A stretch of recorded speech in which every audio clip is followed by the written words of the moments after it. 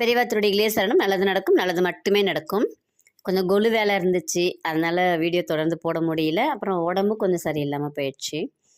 இன்றைக்கி இந்த பதிவில் நம்ம போடுறதால நான் கொஞ்சம் லேட்டாக தான் போடுறேன். எல்லார் வீட்லேயுமே கொலு வைக்கிறதுக்கு ட்ரை பண்ணுங்க, முயற்சி எடுங்க. இவங்க வைக்கணும் அவங்க வைக்கணும் அப்படிங்கிறது கிடையாது. இந்த கொலு வைக்கிறது அப்படிங்கிறது அறிவியல் பூர்வமானது. நம்ம எல்லாருக்குமே இந்த காலகட்டத்தில் இந்த புரட்டாசி மாதம் அப்படின்னு எடுத்தோம்னா, புரட்டாசி, ஐப்பசி, மார்கழி, கார்த்திகை, இது எல்லாமே என்ன மாதம்னு சொல்லுவாங்கன்னா யமனின் கோர பற்கள் அப்படின்னு சொல்லுவாங்க. நிறைய பேருக்கு உடம்பு சரியில்லாமல் போக்கும். அப்போது நிறைய பேருக்கு அந்த நோய்கள் வரும். அந்த நோய்களை எதிர்க்கக்கூடிய சக்தி எல்லாருக்கும் வேணும் அப்படிங்கிறதுனால தான் இது மாதிரி சுண்டல்லாம் கொடுக்கறது. எல்லாராலையும் வாங்கி அப்போல்லாம் சாப்பிட முடியாது இல்லைங்களா? அப்போ என்ன பண்ணுவாங்க, ஒரு சிலர் வீட்டில் வைப்பாங்க, கோயிலில் வைப்பாங்க. நம்ம வீட்டில் வைக்க முடிஞ்சால் நம்ம வீட்டில் வைக்கணும். நம்மளால் வைக்க முடியலையா, ஒன்றும் பிரச்சனை இல்லை. யார் வீட்டில் வச்சுருக்காங்கன்னு பாருங்கள், அங்கே போயிட்டு வாங்க, கோயிலுக்கு போயிட்டு வாங்க. கண்டிப்பாக நமக்கு சக்தி கிடைக்கும். நம்ம இந்த 9 நாளும் பார்த்திங்கன்னா சக்தியை தான் வழிபாடு செய்கிறோம். முதல் 3 நாள் துர்க்கை, நமக்கு என்ன வேணும், தைரியம் வேணும் எதையும் எதிர்கொள்கிறதுக்கு.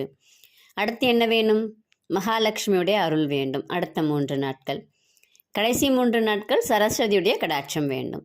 அப்போ இந்த 3 பேருக்கும் நம்ம ஒரு நன்றியை சொல்கிறோம்.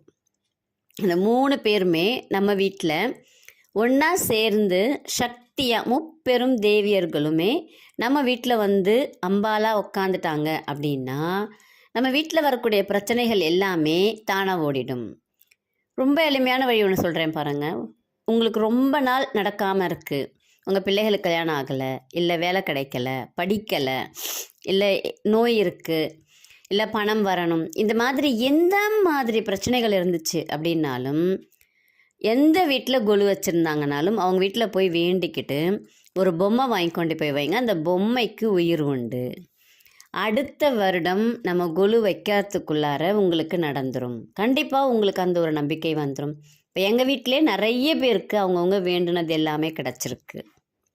கல்யாணம் நடந்திருக்கு, குழந்தை பாக்கியம் கிடச்சிருக்கு, வீடு வாங்கியிருக்காங்க. அவங்கவுங்க கேட்டது எல்லாத்தையுமே அந்த அம்பாள் கொடுத்துருவாங்க. நம்ம எல்லாருடைய வீடுமே எப்படின்னு பார்த்திங்கன்னா ஒரு கோயில். நம்ம இப்படி வைக்கணுமா அப்படி நீங்கள் அப்படிலாம் யோசிக்கவே வேண்டாம். இனிமே வைக்கணும்னு நினைக்கிறவங்க கடைசி 3 நாள் கண்டிப்பாக கொலு வைங்க, தப்பே கிடையாது. உங்கள் வீட்டில் இருக்கக்கூடிய பொம்மையெல்லாம் எடுத்து ஒரு மணை மாதிரி போட்டுக்கோங்க, அது மேலே வைங்க, ஒரு கலசம் வைங்க. கண்டிப்பாக தினமும் 2 விளக்கு ஏற்றுங்க.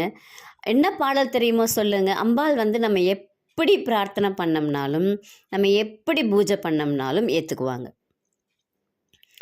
இந்த நோய்களை எதிர்க்கிறதுக்கு, நமக்கு வரக்கூடிய தொல்லைகளை எதிர்க்கிறதுக்கு சக்தி தேவை. அந்த சக்தியை தான் இந்த 9 நாட்கள் நம்ம பெறுகிறோம். இதில் விஜயதசமின்னு வருது பாருங்கள். அந்த விஜயதசமி ரொம்ப ரொம்ப அற்புதமான நாள். ரொம்ப தடைப்பட்டுட்டே இருக்குது உங்களுக்கு. ஏதாவது ஒரு வேலை ஆரம்பிக்கணும், ஒரு பிஸ்னஸ் ஆரம்பிக்கணும்னு நினைக்கிறீங்க, ஏதோ ஒரு வேலை செய்யணும்னு நினைக்கிறீங்க அப்படின்னா, அது எந்த நாள், ஏது நட்சத்திரம் எதுவுமே நீங்கள் பார்க்க வேணாம். வெற்றி திருநாளான விஜயதசமி அன்னைக்கு உங்கள் வேலையை பூஜை போட்டு ஆரம்பிங்க. கண்டிப்பாக ஓஹோன்னு வரும் அந்த வேலை. நம்பிக்கையோடு செய்யுங்க, ஏன்னா வெற்றி திருநாள். யாருமே இந்த நவராத்திரியை விடாதீங்க. சிவனுக்கு ஒரு ராத்திரி, அம்பாளுக்கு நவராத்திரி.